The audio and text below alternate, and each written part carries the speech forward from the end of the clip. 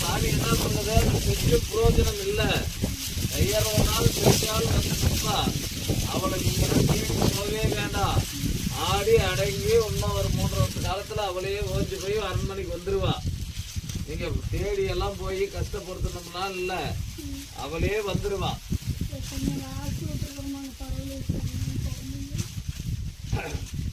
அதாம்மா அந்த பொண்ணை அந்த பெண்களை வந்து எப்படி கேட்டீங்கன்னா அம்மா போலதான்.